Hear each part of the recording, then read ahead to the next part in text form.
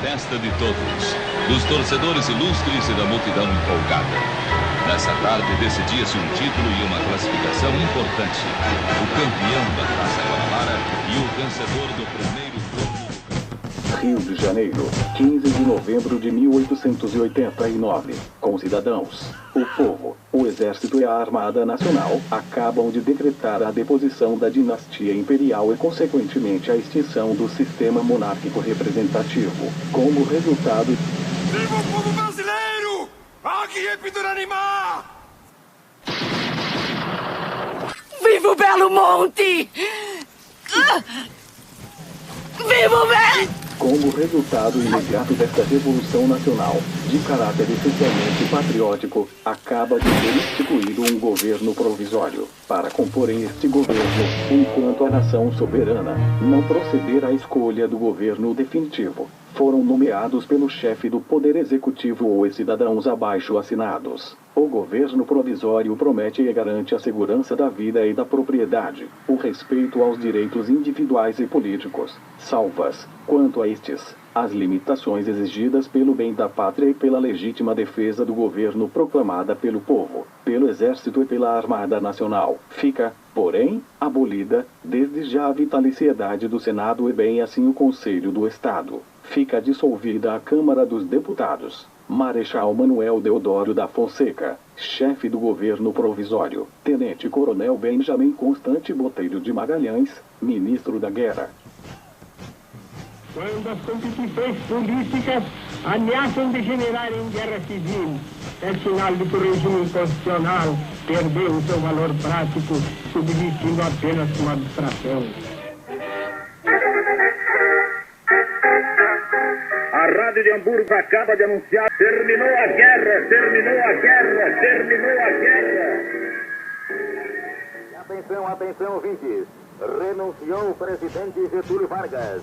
A decisão presidencial foi anunciada depois que forças da Vila Militar, sob o comando do general Renato Paquet, avançaram pela rua Paissandu rumo ao Palácio Guanabara. Os profetas de calamidades, como aves agoreiras, andaram anunciando a aproximação das horas de cataclisma. Outros, como falsos pastores, pretendiam assumir uma espécie de curatela da opinião popular, porque ainda não estávamos amadurecidos e preparados para os prédios cívicos e os embates ideológicos que fortalecem e vivificam o exercício e a prática da democracia. Além do bilhete deixado pelo presidente Vargas, há uma carta encontrada ao lado do seu corpo e que diz: deixo a sanha dos meus inimigos, o legado da minha morte. A mentira, a calúnia, as mais torpes invencionices foram geradas pela malignidade de rancorosos e gratuitos inimigos numa publicidade dirigida, sistemática e escandalosa. Ora porque se opunham aos próprios interesses nacionais, ora porque exploravam, impiedosamente, aos pobres e aos humildes. A resposta do povo virá mais tarde. Getúlio Vargas. Atenção. O senhor presidente da República deixou a sede do governo. Deixou a nação acéfala. Globo e você, tudo a ver. O governo do Jango não foi eleito democraticamente?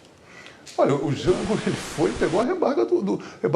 Sim, mas ele foi eleito vice-presidente. Mas então por que ele saiu? Por que ele fugiu? Por que ele deixou tudo? Ele fugiu. Você está dizendo Jânio ou Jango? Jango era vice, não era? Jango era vice, não era? Jango era vice, não era? Pegue essa onda. Essa onda pega.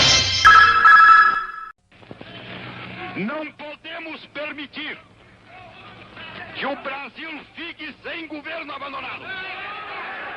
Esta cefalia configura a necessidade do Congresso Nacional como poder civil. Restaurar nesta pátria conturbada a autoridade do governo e a existência de governo. Eu conheci um coronel, esse sujeito veio de um curso no Panamá de tortura. Estou tinindo na tortura. Pega aí o cara para torturar.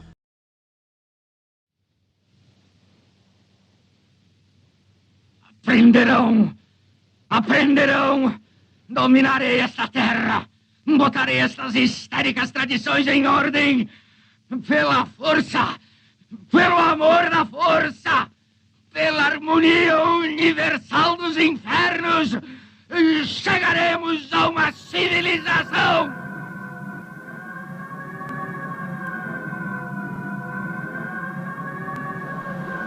Atenção que nesse instante fala o presidente Costa e Silva.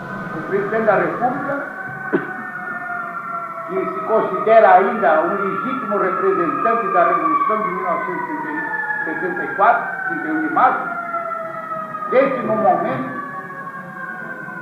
crítico, em que ele tem que tomar uma decisão optativa.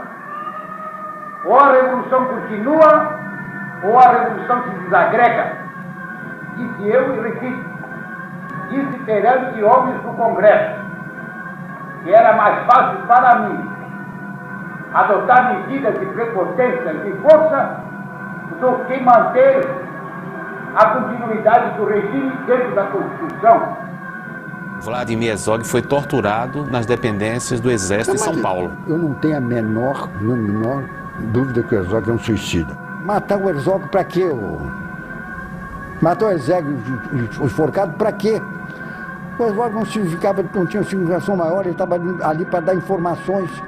Ele é suicida. Agora, por que eu acho que também que ele é suicida? Eu vou te explicar. Você não sabe o que é um subversivo preparado. Um subversivo preparado é um soldado guerreiro, viu? O Herzog não tinha preparo nenhum. João Vicente, meu bom amigo, em Buenos Aires, um clima cada vez mais tenso. Há 2 dias, sequestraram do hotel e de sua residência os nossos amigos, senador Michelini e deputado Gutierrez Luiz. Uma monstruosidade que me leva a pensar no meu futuro na Argentina. Rede Globo. Primeiro, os 2 militares foram vítimas de uma armadilha ardilosamente colocada no carro do capitão. Agora mais um campeão de audiência. O que foi exatamente que o então candidato à presidência Paulo Maluf disse ao senhor sobre o candidato Tancredo Neves? Isso, ele dava a entender que tinha que dar sumiço, ele não falou. Matar. Deu a entender. Não falou, mas ele pensava que eu era um matador.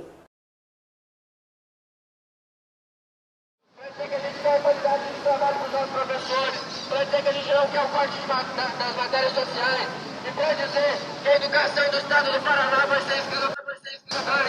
Nós vamos construir uma educação que não foi presente e que nos dê formação para que daqui a alguns anos tenham estudantes de escola pública, estudantes negros e pobres e não só os filhos dos patrões.